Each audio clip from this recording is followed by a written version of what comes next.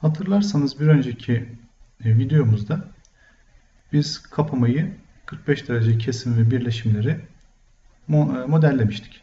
Şimdi bir de bunun işlemesini görelim. Bunu yapmak aslında Tapsolit yazılımında çok kolay. CNC üzerine biz parçamızı otomatik olarak aldık ve dayamalar gördüğünüz gibi otomatik olarak yerleşmiş oldu. Şimdi yapmamız gereken bunu analiz etmek. Analiz ettiğimizde görüyoruz ki farklı operasyonlar var ama ben bu operasyonları yanında yıldız olanları istemiyorum diyorum. Sadece benim için önemli olan kanallardır.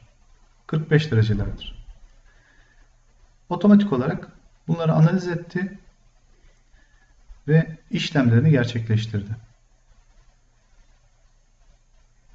İşte hazır. Görmüş olduğunuz gibi. Bir de bunun makine simülasyonunu görelim. Nasıl yaptığını.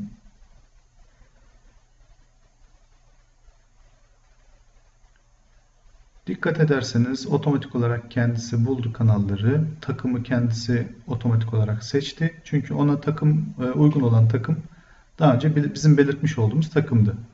Magazinde de yerini verdiğimiz zaman zaten Tapsolit otomatik olarak bütün bunları biliyor. Ve gidip operasyonları kendi kendine yapıyor. Daha önce belirttiğimiz gibi yine Tapsolit'te siz tasarımda aslında imalatı tarif ediyorsunuz. Hata yapma şansımız 0. Operatör hataları 0. Tapsolit'in gücü burada. En kısa zamanda en hızlı çözüm.